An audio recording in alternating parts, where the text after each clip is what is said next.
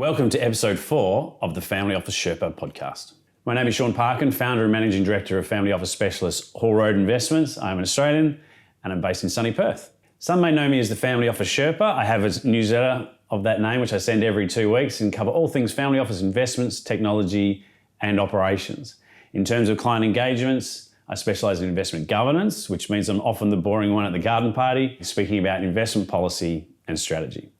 I've been a stockbroker, an asset manager, worked on a gold mine, and even spent some time in the deserts of Mongolia trying not to freeze to death. Uniquely, I have also worked with family office investors for over 12 years, assisting clients with assets between $200 to $2 billion, usually in structure, mainly into dealing with improvement, sometimes dissuade from starting their own private investment office. This podcast is a series of 5 and aims to be a guide for families and their advisors looking for practical and implementable insights. I am not providing investment advice here, so please read the disclaimer in the show notes. This is the Family Office Sherpa.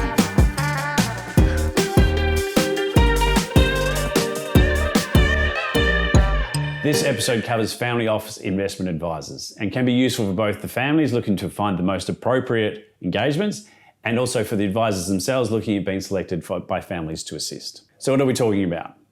What we're talking about is those that sit outside the investment office, so not executives, not family members, that provide services such as wealth management, private banking, general advice, stockbroking, transactional, tax, and things like that. So really what we're dealing with is what sits external to the investment office. So a little bit of a start on segmentation around family offices for both yourselves and for the advisors looking at you as a potential client.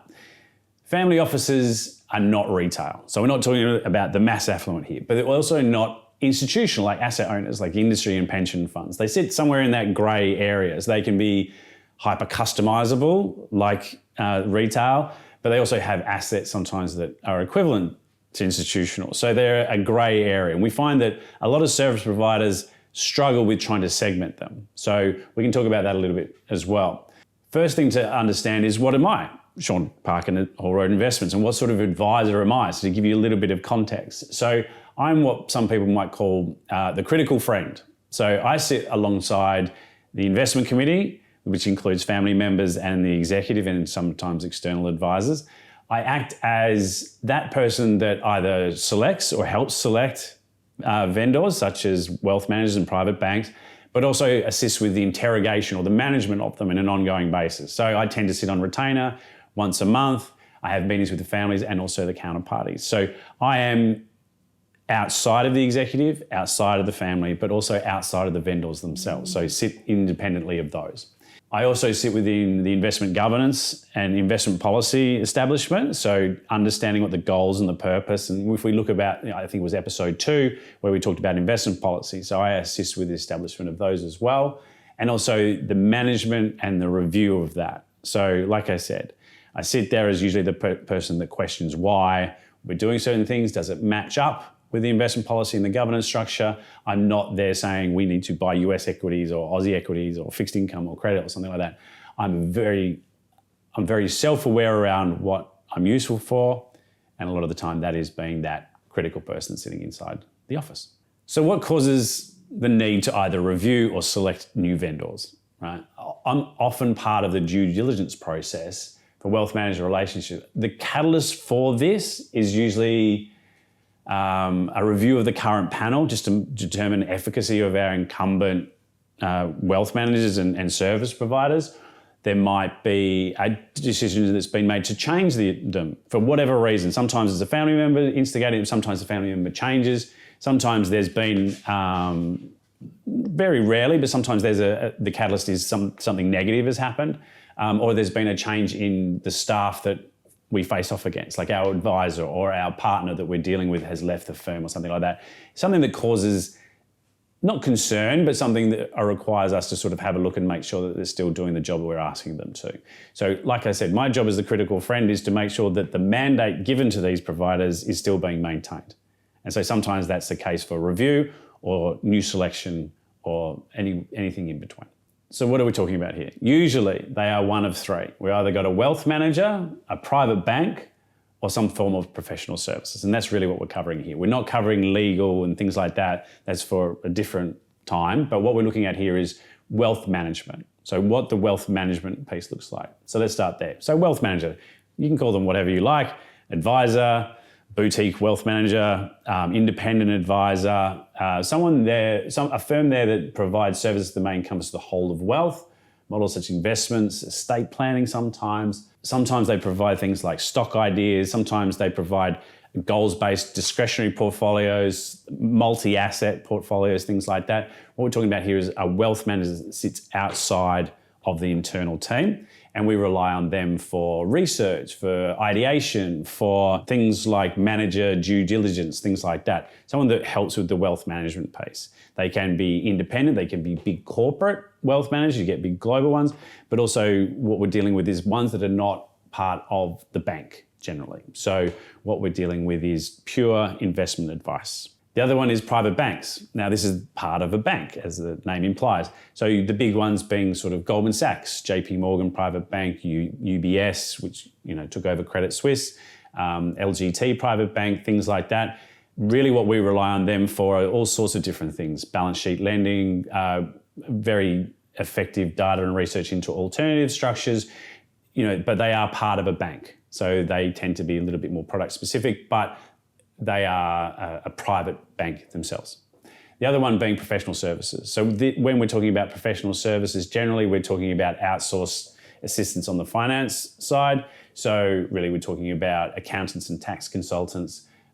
This can range from the suburban tax consultants, which a lot of family offices do use, mostly because they've had a long history with them, originally from the original operating business before the liquidity event, or from a personal point of view.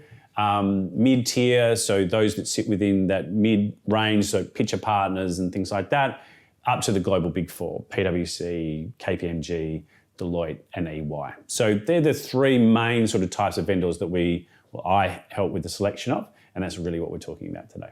Instead of giving you sort of top level theory around sort of the way that we do this, why don't we give some specifics? So some of the things that I look for at Whole Investments in terms of saying, these are the ones that we're looking for and these ones that are less appropriate, right? So number one, what is the challenge we're trying to solve for here? So what's the purpose that we're looking outside of our internal resourcing for? A lot of the time, if you look at wealth management partners, they can provide stock selection, but if we're not really into buying single stock and that's not a big part of what we're looking to do on the public equity side, then it's not appropriate, right? If we're more aligned to long-term patient capital endowment style model, we look for a wealth manager that has that as their bailiwick or their specialization. It really comes around from talking to them, interviewing them, and getting an idea from other family offices around how they're utilized. A lot of the time we find that historically or classic stockbroking kind of relationships becoming less and less powerful or less and less useful because we're finding that, indexing and things like that are probably more appropriate. So what we look for on the wealth management side now is how do they construct portfolios? What sort of access do they get to good investment managers and things like that we might not be able to? How much heavy lifting can they do for us? Those kinds of things. So really being able to segment what is a wealth manager as opposed to a stockbroker or a transaction-oriented business. So the name says wealth manager. How are they helping to manage the wealth and how can we utilize them? Horses for courses. Again, kind of iterating on that first point, but really sometimes we find that people they might initiate the use of a private bank when they're not really needing a private bank and all the things that goes along with it. Or they might be getting into a relationship with a wealth manager, but what they really need is a private bank. So being understanding of what those two differences are is really, really helpful. And using, like I said, horses for courses, which is to say for balance sheet lending or something similar, we need a big global private bank that has that ability to provide that lending. But we want a wealth manager that sits in Australia or wherever your home bias is because they have specialist knowledge, right? So making sure that you have the alignment on what you require from them and making sure that they do what they say they're going to do and that they align with our needs. If there's a big movement away, like I said, from transactions and broker style arrangements to goal oriented, so total portfolio, CPI plus kind of portfolios. So making sure they align with what you're actually looking for, but not just yours, but iteratively. So what is the next generation looking for? What is mum looking for? What is dad looking for? What is grandma? Whatever that looks like. You can have more than one, but make sure that it aligns with the needs that you're looking for. Are they going to be able to match the investment policy and the strategy? So do they look at that and they go, that's what we can do for you, we can help with that? Or do they look at that and go, well, we're not really taking that into consideration, this is what we do. So making sure that when you do set up the purpose and the investment policy and things like that, does it align with the counterparties that you're using, rather than, well, they just seem like they're good at what they do. So just make sure that alignment's in place. It's really, really difficult to do, really, really good to make sure that there is ongoing reviews and benchmarking of those to make sure that they are actually managing to the mandate. And like I said, as the critical friend, that's usually my job. So, being able to sort of make sure that alignment is in place. And also from a compensation perspective, like alignment, like incentives need to be aligned as well. They need to be incentivized to be an advocate for you, not incentivized to get a transaction that's high revenue. So you've got to be really aware that they are wealth managers and they are advisors, but they have product and they have revenue models and they have all the rest of it. So just making sure that you're aware of where their revenue comes from, being comfortable with that, and making sure that aligns with what you're doing as a family office. And this is the big one for me. I want IP transfer. I want the thousands of people or potentially that work for that counterparty, and I want to be able to take the ideas and the research and the data and the networking and all that sort of stuff, and I want to bring it into the office. That's a really big part of we used to call it IP transfer, or whatever we want to call it, which is to say, we are paying you this fee and we're going to extract as much value out of this as possible, and we're going to get you to do the most work as possible. Again, going back to what I do, which is that critical friend, which is is there more stuff that we can get our counterparties to do for us? Right? Don't do it ourselves. We're already paying them, get them to do it for us. And are we getting a lot of IP transfer out of that as well? And have a process when you're doing the selection. I can't tell you how many people have got advisors just because someone else had them. Have a process. What does a request for pitch or a request for information look like? What is the priorities that you have? Lay it all out, put it down, and then hand it to them and have them come back to you with it. Don't just say, they gave us a nice lunch, they seem like nice people. Of course they're nice people, right? Part of being a wealth manager is being a good salesperson. So make sure that you look at it from a critical perspective and say, objectively, they are appropriate for us. Subjectively, like they're nice, they're easy to get along with, which is absolutely important. You don't want to have a counterparty that you dread talking to, but it has to be both qualitative and quantitative in the way that you do align those. So make sure it's process driven. Again, like I mentioned at the beginning, I tend to be the boring person at the garden party because I love process. I love checklists and making sure that they meet them. So make sure you do that. And get referrals. Talk to other family offices. Who do you use? What do you use them for? Have they been, part of advice is personal relationships, right? What are they like getting back to you around emails, which is always my bugbear. Getting people to return phone calls, return emails, make sure that they get the work done in an appropriate amount of time. There's a lot of questions that you can ask of other families to say, does this one work for you and will it work for us? So use your network, get out there, ask the questions. Yeah, it's one of the big things, I think, is just to get the bona fides and the comfort that other people are using them for the same reasons you will. So hopefully that helps, all right? So really what we're trying to do, if I reiterate back to what I talked about, making sure you'll know what you're looking for in terms of the advisor or the external counterparty here. Make sure it's appropriate, that it's, like I said, horses for courses, but also make sure that you understand what the service they're actually offering and does that match up with your priorities. All right, go through the checklist, make it process driven, make it super boring at the beginning, and then make sure everyone gets the information back to you. So the other thing that I wanted to talk about was what the trends look like here in this marketplace. So the trends in advice, it's ever changing. There's a big movement away from that, like I said, that traditional stockbroking model. It's still super appropriate for a lot of people because a lot of people really like getting stock ideas and things like that. And it's a very, very hard thing to do, very, very hard thing to get right, but there's still a place for it. And it's transactional, right? So there's a big trend to moving people onto platforms and charging basis points.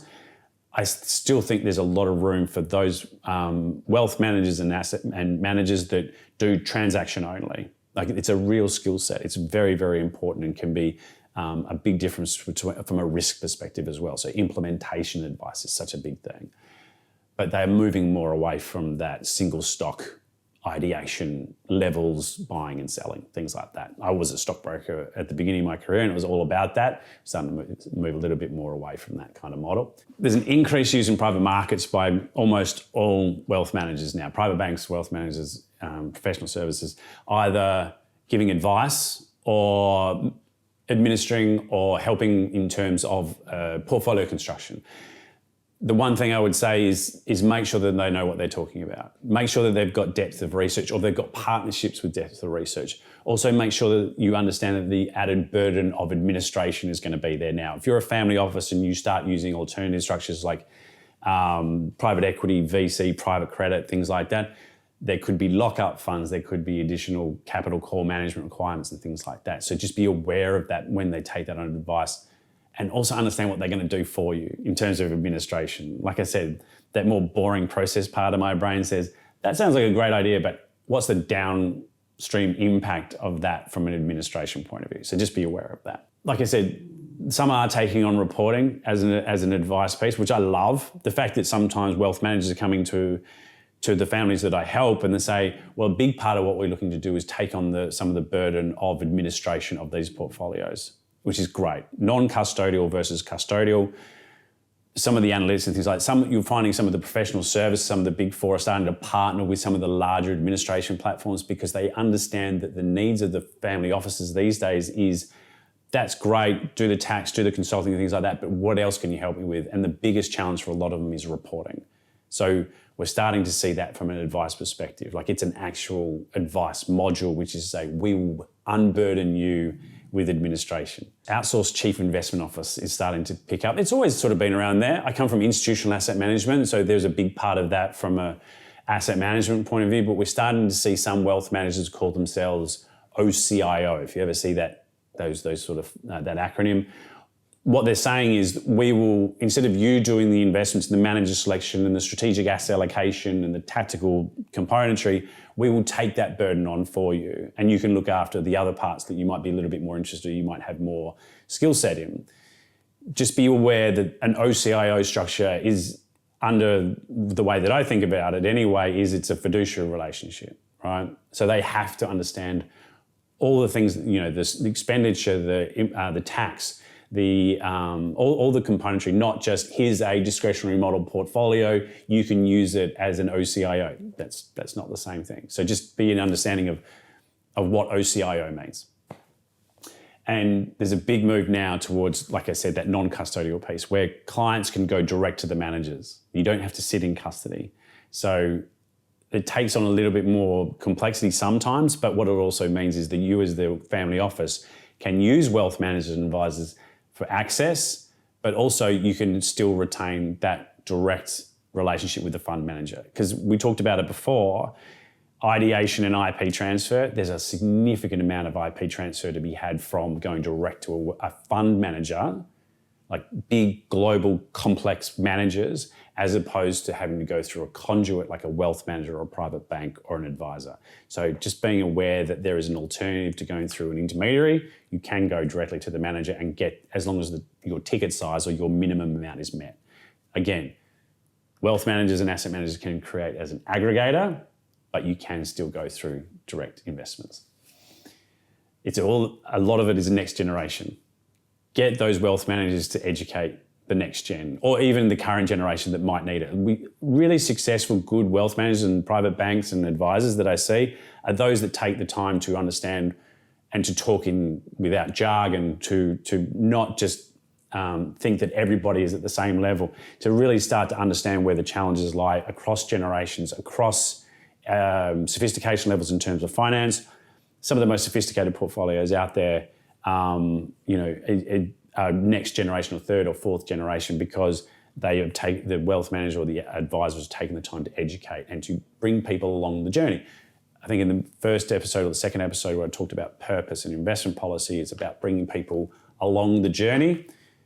the good wealth managers, the good advisors do that same thing. And the last one being, there is a movement towards impact and environmental, social and governance factors within these portfolios. I'm not going to make a call on how you should manage your money and should you use these or not, but there is a movement towards that. And there is a significant amount of data sets being pushed into the wealth management model that if you're aligned to that or you would like some output that reports on that, you can use them for the heavy lifting, which is very, very difficult to do as an individual family office. So use them for the heavy lifting there if that's important too.